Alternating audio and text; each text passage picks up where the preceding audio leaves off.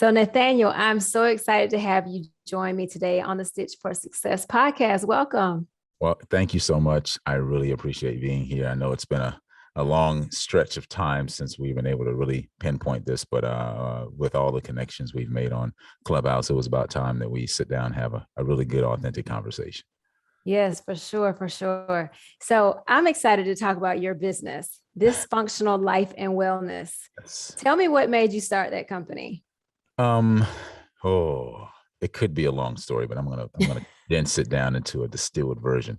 But I had always had an interest in physical training, physical personal training. I've always had an interest in the human body. My mother is in the medical field. She's a medical lab technician.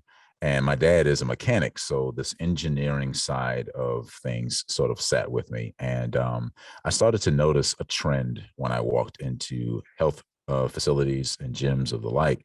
I started to notice this trend where people were not being taken care of unless they were paying for someone to take care of them. It almost seemed like it was okay to be injured because you didn't make the financial sacrifice to the trainer in order to get it just felt like it just I didn't like the agreement there. I didn't like the agreement there. So I decided to do something about it. And I wanted to train people in a way that educated them about their body and why I was doing the training. So I got certified as a personal trainer and I started doing training in a gym so I can get the lay of the land on how things work. And I started to implement some of my ideas in that sector and saw some really significant change. I mean, like mindset wise, I've always been that personal development style of individual, but then the coaching side of things sort of started to take play as well. It took root with me because it's all about mind body connection, and I felt this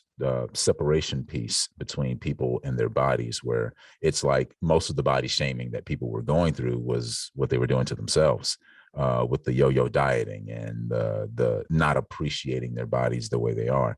So I wanted to change the narrative about what personal training is and how it works and how people can get the best out of it and what coaching really is all about. Not about saying something that everybody else is saying really fast and loud, because what became of coaching and what my experience of it had been was that the person that's being coached is saying the least, and that's a problem. It for me, I feel like the coaches were talking too much. It's like Mm, shut up for a second and listen, because like an ancient proverb is that a man who answers a thing without hearing it is a fool. So too many answers before there are actually questions. Therefore, like there's a lot of erroneous talk and nothing is actually getting done because we're not getting to the root of the problem, which you just made sure that you were heard. And I didn't want to be that sort of a listener. So I studied listening and understood how, listening skills were very important.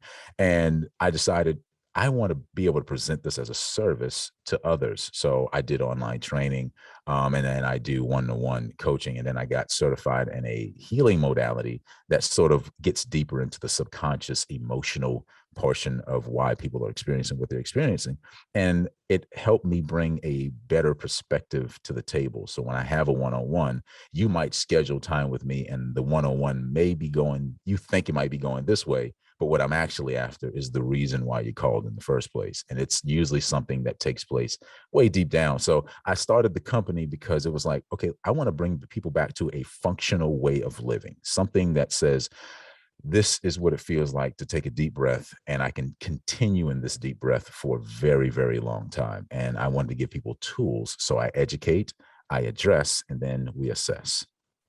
hmm. I like that. So you are taking, because normally when you think of a personal trainer, you're thinking of someone that's going to help you get into shape. You're going into a gym, you're going to, be able to run a mile and that type of thing. But Right. you're looking at the person as a whole. And we all know that all things really starts with our mindset. And Absolutely. so that's the root of what you're getting to. Absolutely. So let's talk more about the listening aspect. Mhm. What are you listening for? And I'm not necessarily talking about just as it's kind of two parts. What, Yeah. as a business owner, what are you listening for from your clients to help your business but also what are you listening for to help them be better I'm in listening. their wellness? I'm listening. That's a great question. I'm listening for pain. And Mhm. nothing initiates responsibility like pain.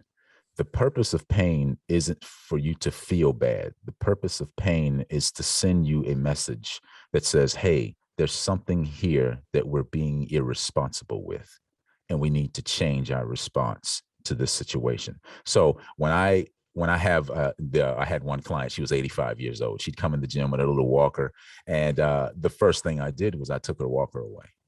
And most people think, oh my gosh, that's cruel. Oh, how could you treat Mhm. someone like that? No, what I did was I took away her comfort zone. It's painful. But what it did was it made her responsible with how she carried herself in the gym. Once we take away the crutch, the inferiority is out the room. And now she has to address it's out in the air. And now she has to address it. I feel inferior without this thing. Therefore, we're addressing the pain point. And she had, injured her femur at one point, and we started rehabbing that and doing some things to help strengthen her quad muscles. But the idea is, I'm listening for that pain response. What's that thing that you'll say, oh my gosh, I don't want this. What's the thing that you don't want that's causing the pain response that you're sweeping under the rug? You're not doing anything about it, but you're running away from? I'm looking for that thing. And that's the thing that usually is where the call to action is. Like pain, it evokes a call to action for responsibility. And wherever there, I don't care what it is, it can, and we're not talking about like pinching your finger and slamming your hand in a door. That's a type of pain. That's a type of Mhm. central nervous system pain. But there are pains on the deep emotional level that feel something different. There are pains where they're causing you, or driving down driving down the road in traffic, and someone cuts you off, and your response to that, it exposes a pain point. And the pain point usually is connected to something that you expect or you feel entitled to. So pain sort of opens the Pandora's box to all of the things that you felt like you were entitled to in your life. And when you're not getting what you want in those moments, your body, the universe, your everything else works in tandem with one another to bring about a pain response. And then it says, okay, hey, we've got to deal with this, and we've got to deal with it now. Otherwise, it becomes chronic.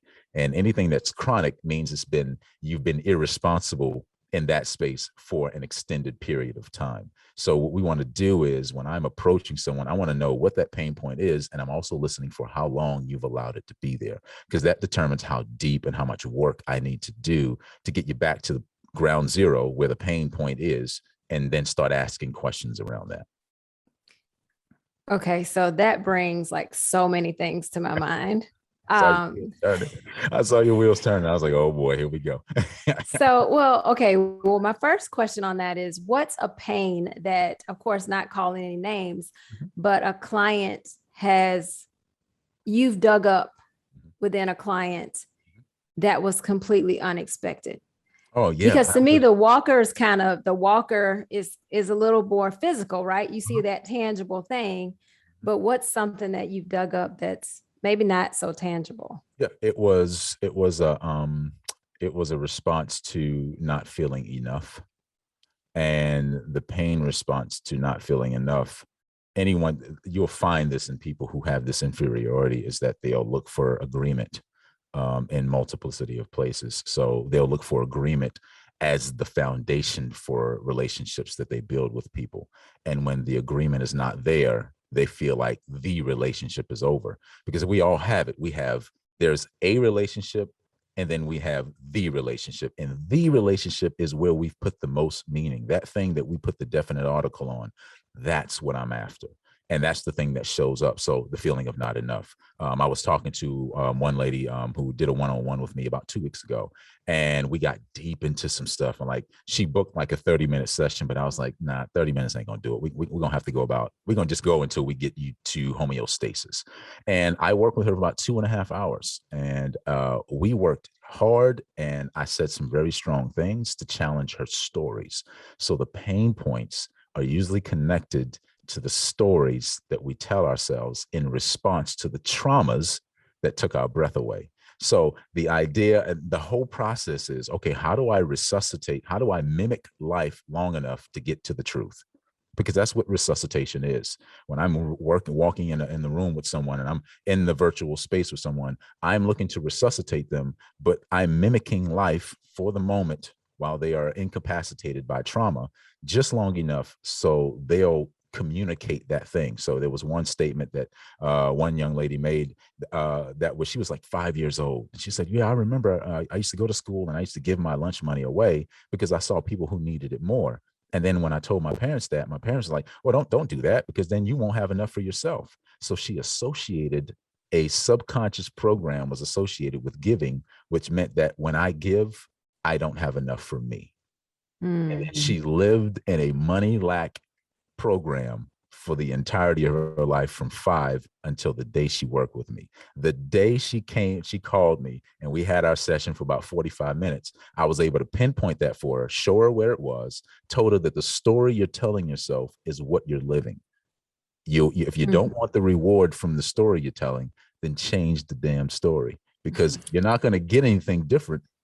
It's not going to happen differently for you. It's just not going to work that way. So Right. stories are important, and getting to those pain points and getting to that subconscious level where the subconscious mind starts to speak freely enough, where the space is safe enough for the subconscious mind to feel free to speak in that way. Oh, you will get all kinds of stuff. So that inferiority there, I'm not enough. There's not enough. That whole enough thing, it's all sort of tied there.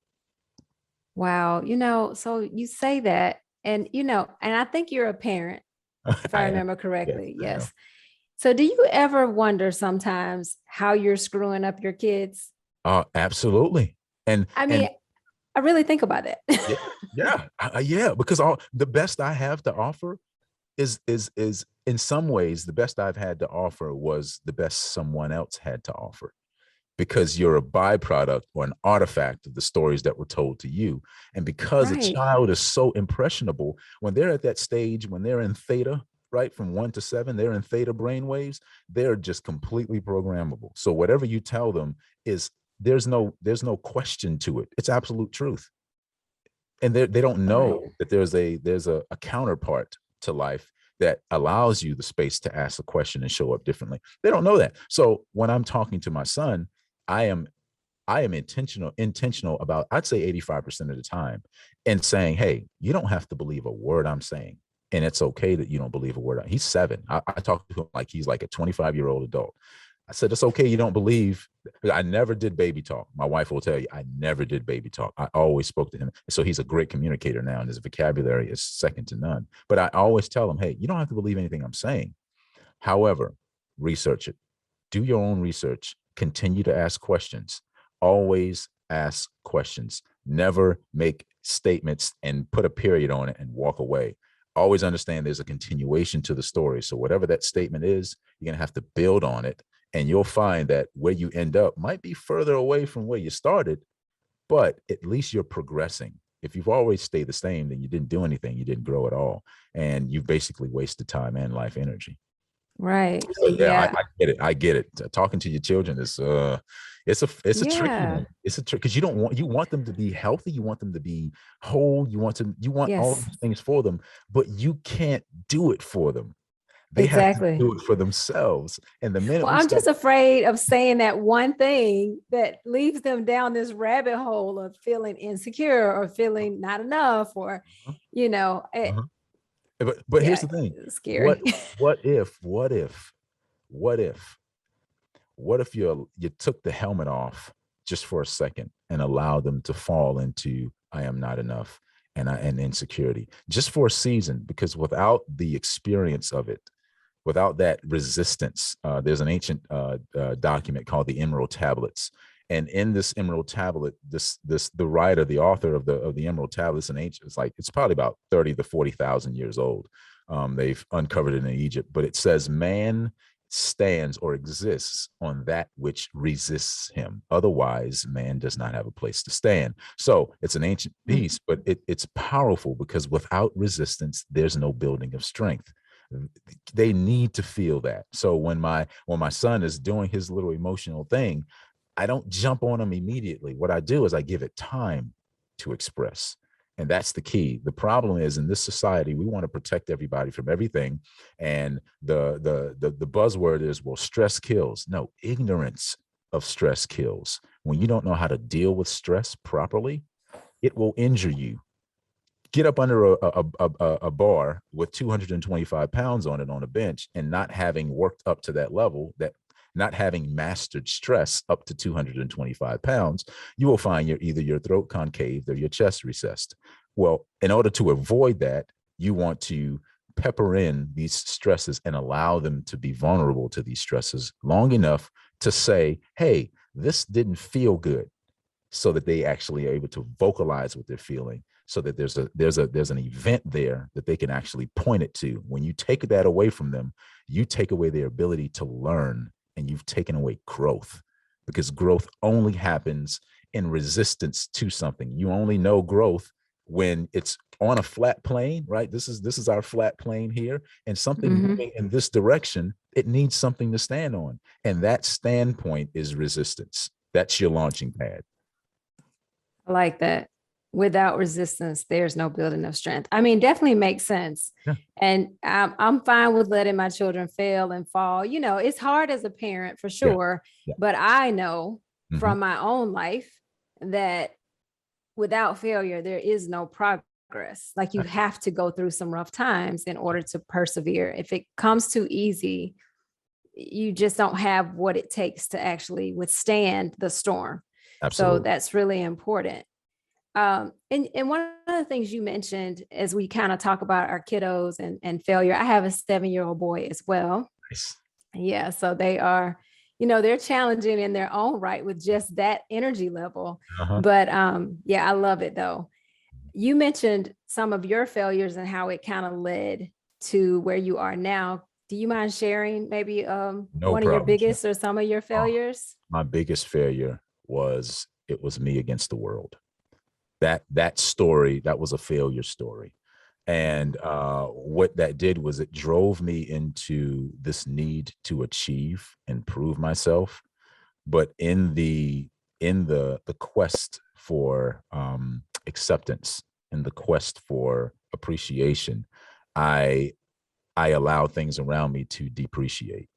So it was like, because I was acting out of an inferior mindset, I was behaving from an inferior place, then everything else started to become the inferior thing. And it sort of created this like enemy basic concept. So I started trying to start businesses. And by doing so, I would be taking away time from the family, taking away time from my wife. I wasn't communicating well, like all the things, like terrible. I'm such an introvert. Like I can sit in a hole all day and be completely fine. Like I don't need to talk to people. I'm really good by myself. I don't need a lot of don't bother me. Give me my books, right, and my encyclopedias and all of my stuff and my volumes of stuff that I can just kind of pour in and think about, and I'm good to go. And that, to me, is a failure point. It's a failure to connect. It's a failure to engage. You're not really engaging properly. And my wife would jump on my case when she felt like I wasn't giving her the engagement she was wanting in our relationship. So we had to make some hard pivots, and we have had some really intense conversations around that. And it caused a lot of anger in me during that time. So from the time of young child up until my 30s, I really had a bout with anger that really just started to really deteriorate everything around me, especially my relationship with my family, and just in general, just my quality of life in general started to really take a hit for the worst.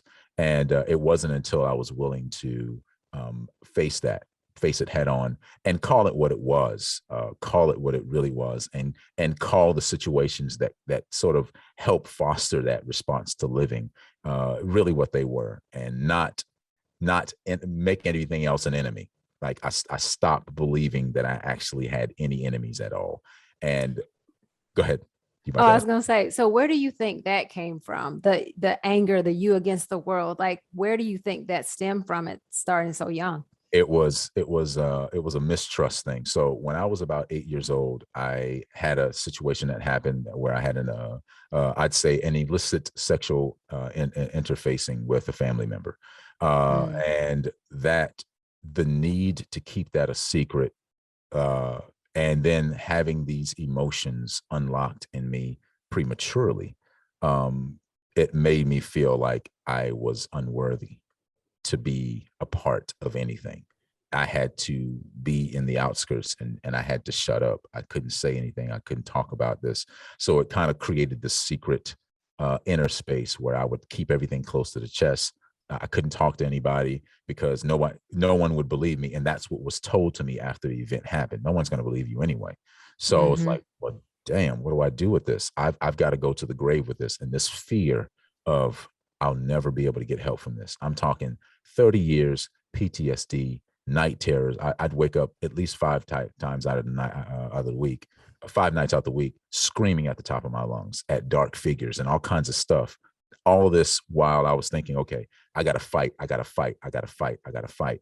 And then I just stopped fighting and started asking questions. And when I started mm, asking questions, that's when change started happening. I was listening to a podcast, and a gentleman said, if your thou shalts outweigh your what ifs, your theological compass is all effed up.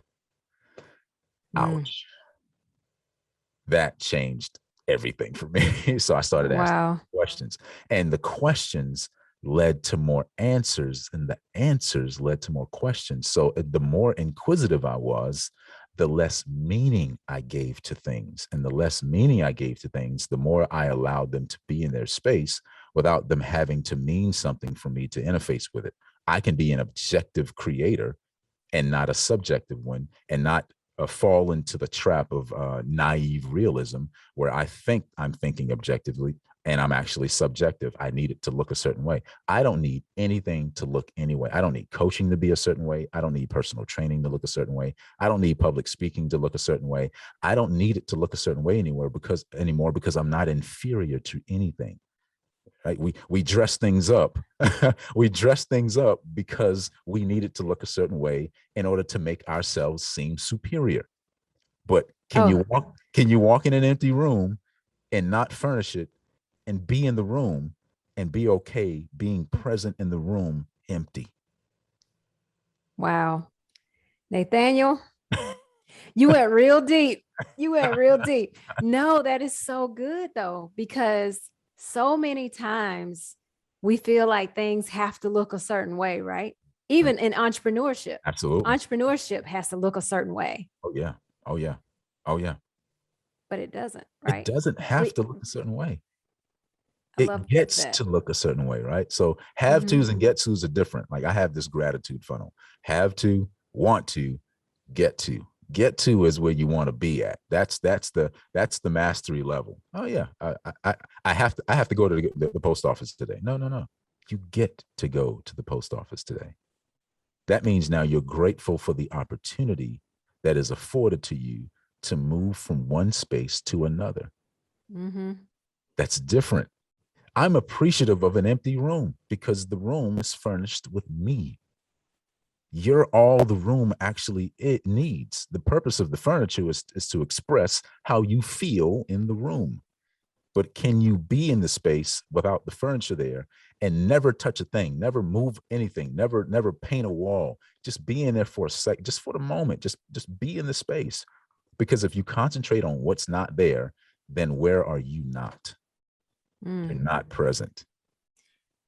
I feel like you have given us all a challenge because no, seriously, I mean, this podcast is built for aspiring entrepreneurs, early stage business owners, side hustlers, Huh? and you've given us a challenge, right? To just be where we are. That Absolutely. doesn't mean be stagnant though. That's Right. not what that means. Absolutely But not. Absolutely not. Because but to be enough. We are yes, enough. yes, being is it, like the artifact of that which is creation is being. Being is the artifact of creation. And everything else comes down from that. All the experiences come from being, because being is a verb. When you learn language, you learn the be verb as an action verb. It's to be. It's I am, you are, they are, we were, they was. Whatever it is, it's all forms of being. Mm-hmm. Right. So like when you're in the present moment, when you are it's we don't have language to describe this because we speak English and it's a very mutt language. It's parts and it's a mutt language. It's parts of this language and that. That's why we have Latin and Greek and some African stuff or whatever based on your culture, and some Irish. Like it's all different. It's like a melting pot. So it's a mutt language. Now, the problem is it's so watered down with tonality and watered down with grammar that you're trying to be so proper in our explanations that we're unable to articulate guttural things. Beingness is breathing, being in the space and just breathing. That's being. Beingness is living. The word living means to digest. It's actually an ancient Hebrew term, which is the word chai. It's a very guttural word, but it's the picture of the stomach. When you do a word study on it, it's agricultural and biological. In this case, it's biological. So the same word for life is the same ancient Hebrew word in Paleo Hebrew for the stomach and its process of digesting food, breaking it down into its smallest parts so your blood can receive it. So now when you're being in the present moment, when you're in the moment, beingness is how you're filtering life. So life is not happening to you, it's happening from you and for you. So you're the seed telling the soil what you need, and the soil is now providing for you the necessary environment for you to be the best that you can ever be. I love it. I recently heard a quote that said, "Everything starts from a seed." And I was like, whoa, so true. Yeah, yeah. Even us, Even us, we start even us. us. Absolutely, Yeah. absolutely. Seeds. It's if you can understand agriculture, you basically can understand the most complex algorithmic detail of our entire universe, because everything in nature is, in fact, a microcosm of the macrocosm. You put a seed in the ground, the seed dies for a season, only to be broken open. You break it open, it's not split open and dead. It's split open for the purpose of establishing roots. The seed stays in the dark, in a dark place, in an empty place, long enough to establish a proper root system. And then when it taps in the way it should, and guess what? Establishing roots is a byproduct of stress. If you water a plant too much, something happens. The plant doesn't grow roots deep enough to find the water deep within the soil. So it will require a bottle fed mechanism, right? You have to pacify it. Well, the plant needs water, and you keep watering it, keep watering it, and the plant will keep being there. Oh yeah, she's going to water. There's no stress on my part.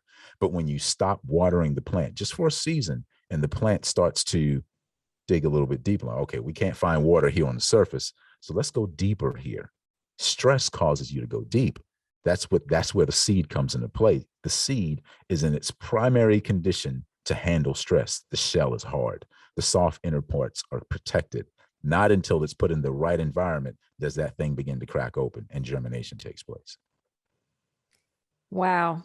Yes. Just yes. That's all I can say to that. So, one of the things as an entrepreneur or just as a human being, period, do you think the being part of us just being, is our biggest limitation? I think it is, because society has made it so that stress is not embraced. It's not handled well. Again, the narrative is stress kills, when that's not true. The ancient scripture says what? My people perish for the lack of what? Knowledge, not for stress. Stress isn't the problem. Your problem is ignorance. You don't know the ledge. You don't understand how to navigate the hard places. So because you don't understand that, you perish, you fall away. you fall into whatever addictions or whatever that thing is. These are just forms of death from not being able to address pain properly and handle responsibility as necessary as possible. So yeah, that is a thing in our society, because we trophy busyness, right? We hand out awards for multitasking, when that's the biggest misnomer of all. You're actually only ever doing one thing at one time, and when you try to multitask, you find yourself being more unproductive, because there's a bunch of stuff you missed because you were being incomplete. Again, you create a pain response, and now it's showing you've been irresponsible with your tasking. So yeah, that whole thing about having to do all this stuff, we've been stuck in do mode way too long. It's time for us to shift. I'm saying shift back and forward into being. Whoever we are to become, we must embody that in the moment, not then and back then or out at some time. We make the statement, well, someday. Oh, someday isn't a day in the week. Name the day and make it what it is. One day next week, or on a Wednesday at 12 p.m., this is going to happen. And even if it doesn't happen, it doesn't matter. You've given a statement. You've made a statement of affirmation on how you're going to show up in the world. And you show up as if these things are, and watch how the world moves through you. Once you position yourself into being, you're no longer moving through time and space. Time and space is now moving through you. So things that you felt like you were moving towards are actually, you're shifting space. You're condensing. Attracting. Exactly. That's attraction. Attraction is a condensing of space between the thing where you are and where you want to be. So let me ask you this. Go ahead. Tell us, I don't know, maybe 3, maybe 5 steps, but what can we do today? What steps could we take today to get to that being? Okay. So I have something called, you want to be an influencer of your reality, right? So I call it the influencer blueprint. And number one in this blueprint is study. You've got to do your research. You've got, and this studying requires us to be resourceful. You've got to be willing to talk to people that are older than you, and know more than you are, and have more money than you, and they have more things, and life looks better. You got to talk to people and be willing to be vulnerable and say, this makes me a little bit jealous. Study. I mean, like, this is a part of the process. And then number 2, you got to understand. You got to comprehend. All right. Submit to that information that you just acquired, and be willing to shelve your old paradigms just for a season. You can pick them up later if they're still productive, but shelve them for a season so that you can test the profitability of the new paradigm. That's what understanding does. And then apply. Put the stuff you studied and understood into application, into practice, because what you believe is directly correlated to what you put into practice. Your behaviors and your belief systems are the same. As a matter of fact, Hebrews 11 says, faith is the substance of things hoped for, evidence of things not seen. Preachers preach that all the time. And then says, because of this, the elect have a good report. That's the verse 2. Nobody talks about verse 2, but it's a good report when you are behaving in what you believe. Well, when you break the words down, it simply means that what you believe, the word faith is the word amen. So whatever you say amen to, your agreement, that's your belief system. The word evidence of things unseen, that word is pragma in the Greek. It's pragmatism, it's thought, it's action, it's behavior. It's what you put into practice by habits. So whatever you're habitual with, that's your belief system. So apply it in a way that challenges your belief system. Number 4, speak. Say something, talk, initiate meaningful conversations around the things that you're studying. Right. So that you can have a sounding board to bounce the stuff off of, so that you're always engaging in proper communication. That's a big thing. Open your mouth, be intentional, and complete your sentences. I always tell my son, we were doing some mathematical problems. We're doing just teaching them how things work. I said, look, math is a language, and your job when you have an equation that's not solved is, in order to solve the problem, what you're actually doing is completing a sentence. So the answer to every problem is a complete sentence, whatever that sentence is, whether it's punctuated with colons or a question mark or a period, it still needs to be said completely. So open your mouth and say what needs to be said so that you can use the application of what you've understood based on what you studied. Number 5, reflect. That's a time when you sit back and sort of get some hindsight perspective, because I think it was John Maxwell that says hindsight reflection turns hindsight into insight. So you take whatever you've understood, take whatever you've studied and understood and applied and spoke, and based on those behaviors, whatever you've done in that day, take a moment, step back and say, how can I have shown up better?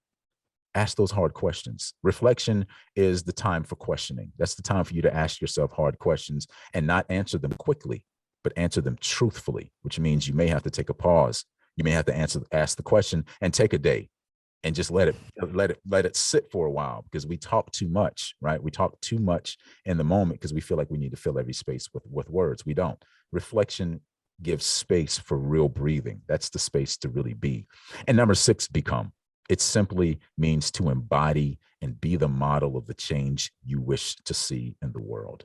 This is the influencer blueprint. What you are doing is you're making an imprint on reality, and reality is actually mirroring back to you what you are imprinting. The idea of creating a world and reality you want to live means the word creation is the word bara. It's 2 words in the ancient Sumerian text, and it literally means to take out of or extract out of and impress into clay. So you take a thought out of the ethereal field or the alternative space or the matrix or whatever you want to call it, right? Out of the mind, you take a thought, you extract the thought based on frequency and tonality and where you're attuned to, and you bring that thought in and you start putting into practice. Well, you start to become what you think. And Earl Nightingale says you become what you think about most of the time. So whatever that dominant thought is, whatever you've extracted, you will imprint that on your external world. And the world will mirror back to you, hey, this is what you've been thinking, so this is what we will give you. So when you study, when you understand, when you apply, when you speak, when you reflect, and then when you become, your whatever that influence is, that's the byproduct of this process. So you can shift your intentions however you want, and then you can be polarized to the negative or the positive. Either way it goes, you're always making an influence. So why not do it consciously versus allowing your subconscious fears to control how you influence the world you live in? Wow. Thank you. Thank you. That is so good. I'm almost speechless, and I normally am one that talks a lot, Nathaniel, but no, that is so good. I mean, just those 6 steps really makes me think how different the world could be if we all embrace that. Poverty wouldn't exist. Yeah. Okay. I love it. It breeds responsibility. It makes you responsible for what you're experiencing, no matter what. No one's coming to bail you out, ladies and gentlemen. I'm sorry. I hate to be the bearer of bad news, but no one's coming to save you from yourself. That's on you. That's on you. Whatever you're experiencing, you created, and it's up to you. Either you want to tell a different story, or you live in the stories you've already been telling. But you get to decide what the reward factor is. So what's the risk that you're taking in telling this old story, that the reward that you want isn't on the table because you've taken the risk and you just foregone everything you could have had in the world because the old story felt easier. It was safer for you to stay here.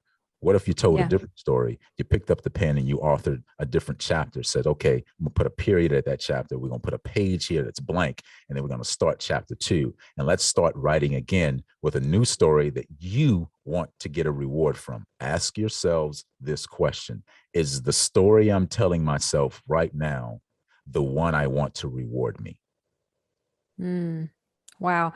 So okay, I know our conversation is supposed to end in a few minutes here, but I have so many thoughts and questions around that though, because because so let's say you are growing up in an environment that is not the best. You haven't been exposed to even an opportunity or to have the knowledge of better, or how do you break that cycle? Again, go ahead. Finish your question. Well, I finished the question, but I was just going to kind of add, like, for my life, I feel like I had like this little, honestly, seed planted in me that's a bit different, but it was like a combination of like the steadfastness and hardworking of my grandmother, the go-getterness of my dad, who he was a go-getter, but in a not so positive direction. Gotcha. Gotcha. Yeah, yeah, But yeah. I feel like I got kind of all of those positive elements from these people that I actually was able to produce a positive outcome from that. Mhm. But what do you tell someone who hasn't had that seed planted or seeds planted? Mhm. What I tell them is ask better questions. So the answer to every problem is a complete statement, especially in the form of a question. So when you're trying to solve 2 plus 2 equals 4 or 2 plus blank equals 4, what you're asking is what plus 2 gives me 4? So form a question. I have 3 questions that I ask any person that has a one-on-one with me, and I'm going to give you all these 3 questions. Number 1 question is, what do you want? That's a hard question for people to answer, mostly because most of the time I get the answer. The answer to the question I get is what someone else told them to want, what their parents told, what their grandmother told them to want, or what their uncles showed them they should want. What do you believe? What are your belief systems? You again, I just laid out for you that what you believe is going to be what you practice. So get an idea of what you're doing every day, and then I can tell you exactly what you believe. You can tell whether someone believes they are or are not enough based on the intention and the fervency of which they are working towards their goals. If they're working towards their goals because they're afraid they're out of time, they're not going to have enough time to get there, then they're operating out of a fear base. And that belief system is gonna tear things apart. So what do you want? What do you believe? And then the last question is the hardest one. What are your choices?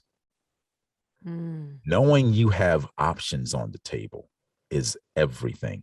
There is no one lifeline, ladies and gentlemen. Every 1 billionth of a second, you are changing trajectories based on your thought. Every 1 billionth. This is peer reviewed science.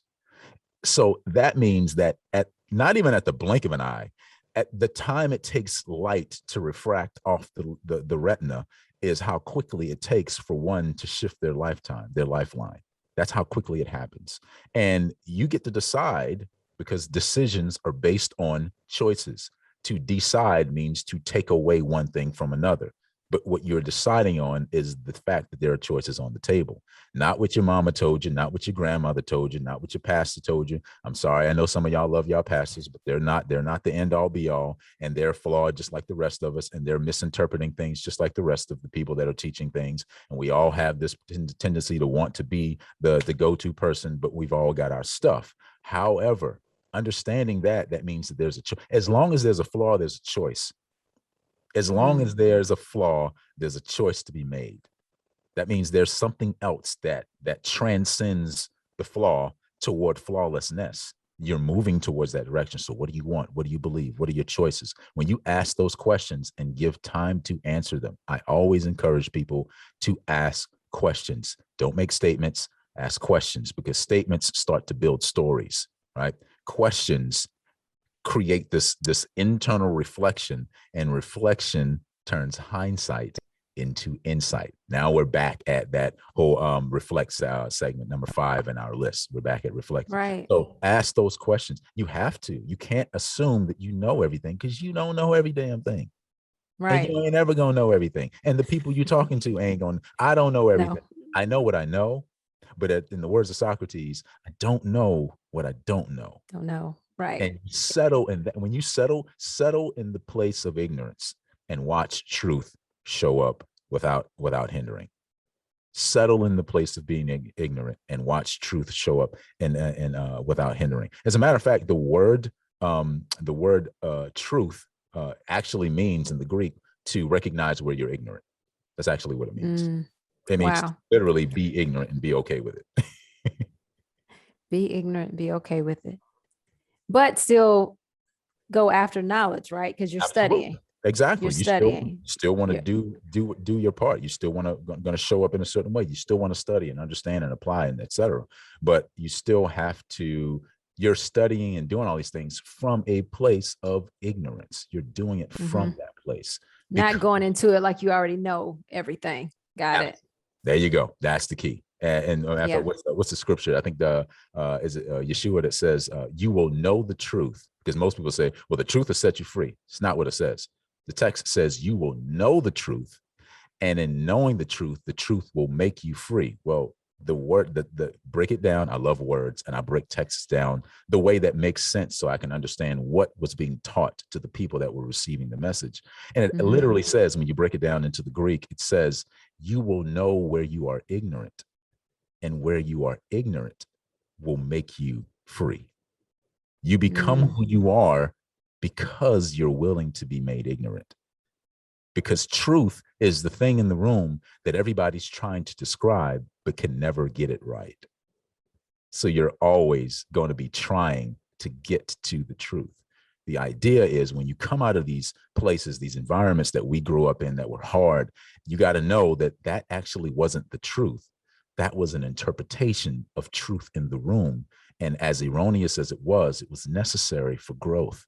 And that's the embracing. I get to experience the hard things in life for the sake of recognizing that I am so ignorant. There's so much more for me to learn, and so much more for Hmm. me to come, that I'm willing to decide to be ignorant in this moment, so that I have now access to everything. Now I'm more resourceful. You're more resourceful when you're empty. Yeah. You can understand a whole lot when you don't know anything. When you're willing, right? You can apply plenty when you don't have a bunch of stuff in your pocket. You can apply yourself well when you're not weighed down with a bunch of stuff, right? You can speak well when you don't have everybody else's words in your head, right? I mean, I'm just going down the list, and this is just the same list. You can reflect without everybody else's thoughts in your mind. You're now objective. You can become, because you're not trying to be everyone else. When you Right. That's surrender. When you empty yourself and surrendering to the journey, truly embracing the journey of life, my gosh, who could you truly become, and how can you really show up? The way you will execute life will be it will be damn near divine. Wow. Yeah. Asking questions.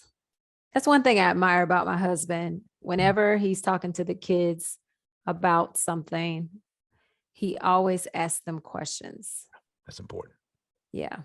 I'm Yeah. not as good at that. I'm usually more of the do it because I said so, or I'm more of the statements person, but I admire the fact that he asks questions and Yeah. then they actually answer. Yeah.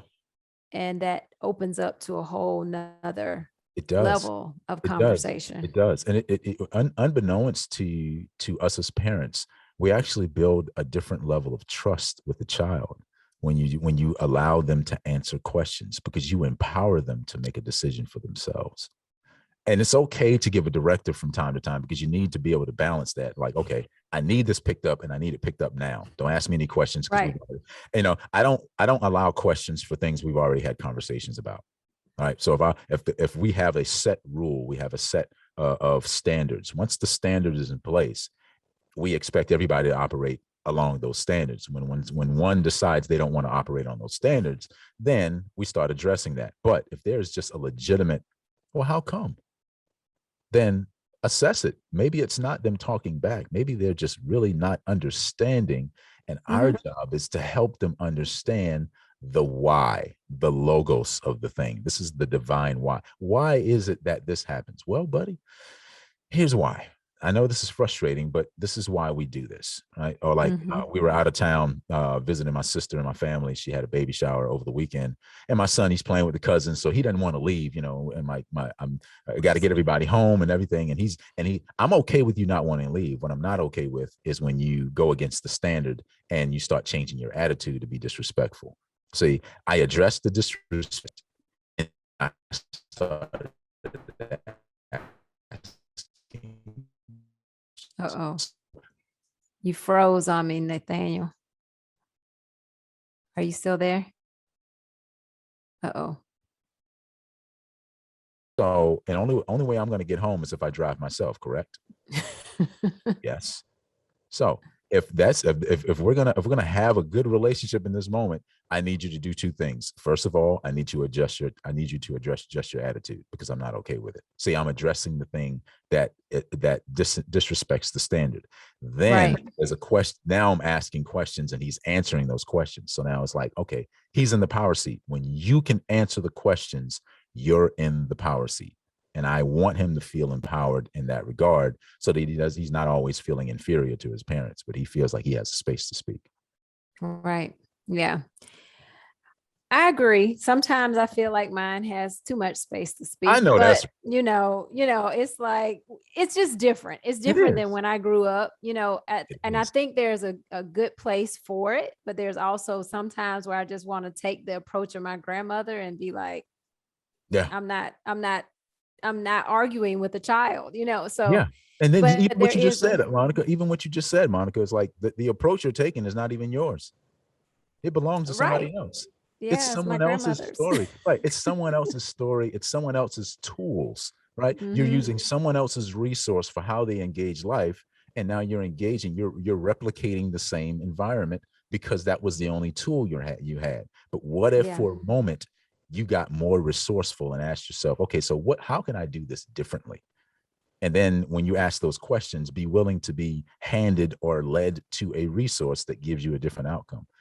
Even your I'm podcast. gonna I'm gonna start asking that question for everything. How can I do this differently? Uh-huh. Seriously. Yeah, we all ought to. I could. Yes. And you about to say, and even for the podcast, what were you about to say? I was just saying, like, even your podcast is a resource, not just for the listening collective, but for you, because these people are, the individuals that are showing up. They're not just talking to your audience; they're talking to Monica, the Oh podcast yeah. host. You're asking the questions, and they're talking to you as well as everyone else. So, like, you now have a resource pool that you can pull from, that you can make your own, and it doesn't have to be just your grandmother's. It doesn't just have to be your mom's or your dad's or whatever that family relative that was the most influential on you, that did the most of the impression in you. It can be Mm-hmm. that, okay, this was good for a season, but now I am choosing to create a new tradition in how I show up in the world. I am now not the byproduct or just an artifact of Monica's grandmother. I am Monica Mm-hmm. in tandem with Monica's grandmother, so that the two of you, Yes. through ancestral DNA connection, are working together, not separate. This belonged to my grandmother, puts her out here, and then you're here and you're taking from to give. But if grandma is in you, and you, grandma, and everybody else who's your ancestry is asking those, because you're not just asking that question individually. Every individual that's responsible for the DNA that's running in your body is asking that question with you when you say, how can I show up differently in this moment? All of the eyes Mm. for thousands of generations are in the room with that question. So how do I show up, all of you, the entire entourage of Monica? Monica is not just one person. Monica's the entourage of her ancestry. Monica's the entourage Yeah. of creative energy. Monica's the entourage of every life experience she's had. So how do you show up through the entourage effect and bring that to the table? Watch how resourceful you'll be. Wow. Yeah, because I tell you, my grandmother was about 5 feet, but she was a powerhouse. I Like bet. Yeah, no plane at all. I bet. But no, I love that. And it's funny, my husband and I were just talking about that last night a little bit. And I was talking about DNA and how things, from hundreds of years ago are still impacting us today because Absolutely. through our DNA. Yeah, yeah. Yeah. So we were just talking about that last night. But wow, Nathaniel, this has been a great conversation. And you're right. I love podcast hosting because I get such an opportunity to meet wonderful people such as yourself and learn. I ask questions I want answers to. So Absolutely. I mean, definitely I want the audience to have the answers to it as well.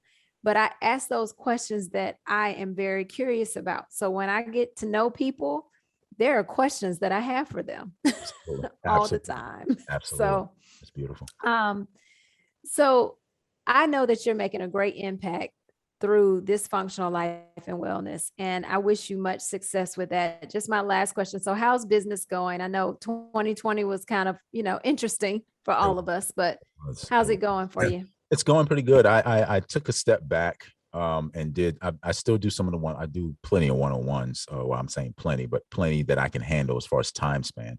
I'm doing Mhm. homeschooling and stuff. So because of that, the way things have happened, I have multiple businesses that I'm involved in. I'm an IT specialist that I started a business doing IT work. I also do commercial and radio voiceovers. So I have that as a part of a leg of my business as well. And then, but with the coaching stuff, I took a step back only so that I can really assess Nathaniel and make sure that I was showing up as Nathaniel and not as a byproduct of someone else. While it didn't profit me financially as much as I would have liked it to, it did profit me in character. And character is much more important for me anyway, because it helps me show up better. So business, it's been fun, actually. I have been having some really Good. good conversation with my coach, and it's been challenging because it's challenging me to kind of have conversations, get on Clubhouse and do things that I normally wouldn't do, like, podcasting and all this stuff. This is all work for me. All right. This is work for me. Me showing up this way is work. When I get off this call, I'm gonna go in a hole somewhere so I can regroup and then come back to society. That's just the way introverts work. We give Yeah. everything we can in the moment because it takes a lot for us to show up in that way. But then when it's time to refill, we find a secluded place and we just kind of refill ourselves in that way. But business has actually been fun because I've been able to practice more. I've been able to really hone my mindset down and to distill it in a way that I can give people formulas. So I've been able to do more teaching, more online things, more virtual things, more podcasting. So it's been a lot of fun, a lot of learning, new resources, new approaches. And I couldn't have asked for a better gift than COVID. COVID was a gift to me because it settled Nathaniel into the root system that he is. Yeah. It's been a gift for me as well in a lot of ways, for Yeah. sure. It Yeah. made me like slow my roll for one thing, There you like go. There you go. Pull it slow back. down. Yep. Yeah, pull it back, Yep. figure out priorities and, Absolutely. Absolutely. that's been very good. Yep. So you're actually a lot like my husband in that he will give his all in front of people, talking to people, lots of energy, but then he does need that moment to go and like Yeah. replenish. Yeah. So Yeah. he's Yeah. like that as well. So Exactly. I can Yep. relate to you. Awesome. Well, thank you. Thank you so much. Oh, just real quick, what's the name of you have a podcast, right? I do have a podcast. It's called Inspire Beyond. You can look it up on Apple and on Spotify. Inspire, you can spell the word out, or you can put the little periods to make it an acronym, but it's an acronym for initiating noble solutions that produce innovative results through engagement. So it's sort of a Wow. way of Okay. bringing people into a space and having a being a resource for people to go to. So I've got about 5 episodes up right now on Spotify and on Apple Podcast. I think you all will enjoy them. I think I actually went back and listened to them the other day just to kind of get a feel for it, and it's really good stuff. And I'm learning from myself because I'm speaking. I put myself in these states when I'm talking, and I'm going really deep. So I'm talking slower so that you all are understanding exactly what I'm saying. So it's not about getting a bunch of stuff out, but getting what needs to be said in the room just enough to cause you to ask more questions. Love it. All right. Well, we will check out your podcast Do it. and I will also include all of your other contact information in the show Thank you. notes. I really So, yes, Nathaniel, thank you so, so much for your time. I really do appreciate you today. Thank you so much for having me on, Monica. It's been a pleasure. It's been a great anticipation for this conversation, and it feels like it did exactly what it was meant to do. For sure.